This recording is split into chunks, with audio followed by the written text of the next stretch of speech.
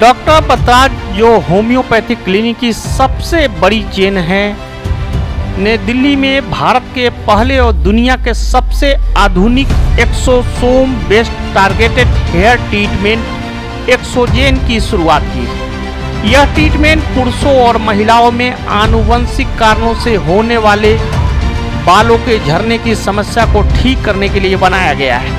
इस नए ट्रीटमेंट को शहर में एक प्रेस वार्ता के दौरान पेश किया गया।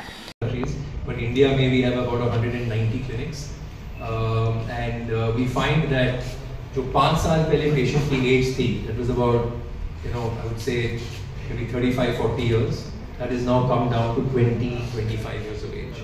So today's young people are losing hair. Next please. So this is like I said, the onset of hair loss has decreased to just 21 years. जो हम कभी डाइवर्ट नहीं होते मरने के बाद भी खून और नाखून और बाल ये कभी रुकते नहीं, बढ़ते रहते हैं, जो बॉडी से एक्सपोज होते हैं। अब आप ये बताइए कि जो आपने जेनेटिक की बात करी, जेनेटिक बाल हेयर ग्रोथ जो होती है उसमें अगर आफ्टर ट्रीटमेंट मेडिकल हिस्ट्री में अगर डीएनए की बात हम करते हैं, डीएनए टेस्ट की बात करते हैं, तो क्या वो डीएनए टेस्ट अप्रूवल होगा आपके ट्रीटमेंट के बाद? जो आप ट्रीटमेंट करेंगे बाल की ग्रोथ के लिए ली जाती है, तो फिर बालों से भी ली जाती है, दांतों कई प्रकार से ली जाती है।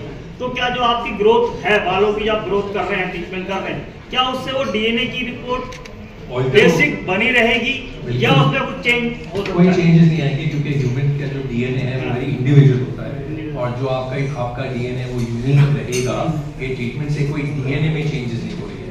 जो आपके हेयर सेल्स स्लो हो रहे हैं उन्हें एक्टिवेट किया जाता है। कई बार हार्मोन्स की जो इफेक्ट होता है, हार्मोन्स बढ़ते हैं घटते हैं, उससे ही बाल कई बार झड़ने लग जाते हैं, हार्मोन बढ़ता है तो कम हो जाते हैं या कुछ होते हैं। तो क्या उस हार्मोन्स की जो प्रक्रिया है उसमें को भी बराबर करने के लिए या उसको एक एक्सपोज करने के लिए भी क्या ये सब चीजें सफिशिएंट है क्या? तो एक्चुअली डॉक्टर बतराज में ये यूनिकनेस है कि हमारी क्लिनिक्स मेरे हिसाब से एक ही क्लिनिक है जो आपको अंदर से और बाहर से दोनों से ट्रीट करती है। बस homeopathy is a very important part of our treatment. हर ट्रीटमेंट में होम्योपैथी दी जाती है, और the most important part of our treatment is assessment.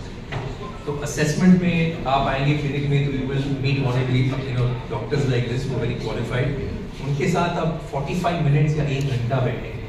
That is the first and the most important part, because उसमें देखा जाएगा आयो हेयर फॉलिकल इज एक्टिव, उसमें देखा जाएगा what is the do you have an underlying cause, if so what is that cause, and then based on your individual case, every human is different, right? Based on the individual case, the line of treatment will be made, and then that line of treatment will be followed.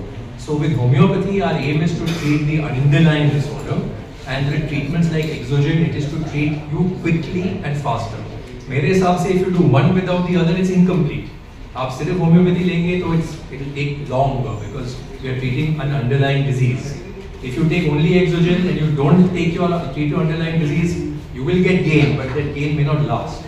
So the right solution is when both are used together, internal and external, long term and short term.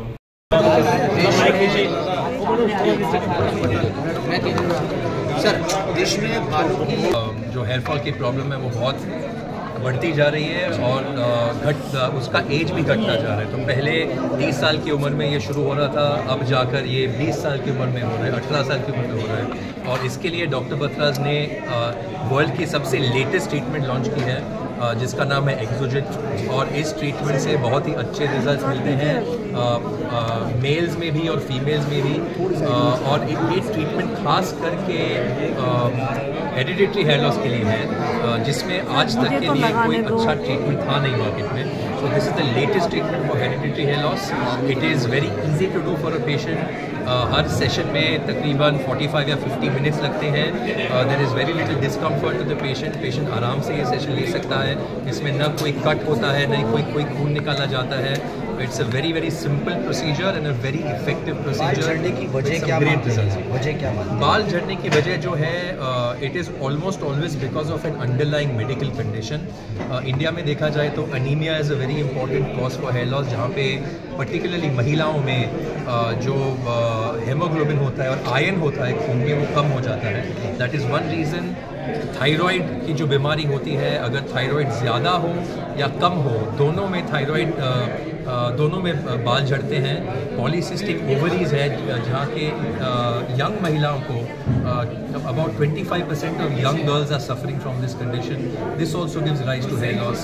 और सबसे जो ज़रूरी और सबसे ज़्यादा reason है वो है hereditary hair loss, जहाँ पे about 50% of men in India suffer and about 20% of women. आपने इसमें लिखा है कि 3 महीने तक जो है वो एक टारगेटेड ट्रीटमेंट है, एक प्रिसाइज ट्रीटमेंट है.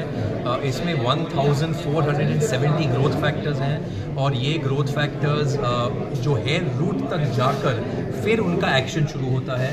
और इनका रोल ये है कि जो आपके बाल झड़ रहे हैं, जो आपके बाल थोड़े एज हो रहे हैं, उन्हें जाकर जगाया जाए और ये ग्रोथ फैक्टर्स उन्हें जाकर फिर ग्रो होने के लिए प्रमोट करते हैं. और इनसे जो है आपको जो बाल झड़ने की समस्या है वो कम होती है और आपके जो बाल अभी जो आपके बाल झड़ रहे हैं वो भी वापस आ जाते हैं. Sir, Dr. what is the research about 100% We are getting success? very good results with Exogen. It's about 90 to 95% result.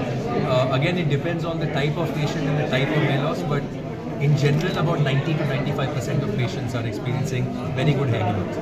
Thank you, sir.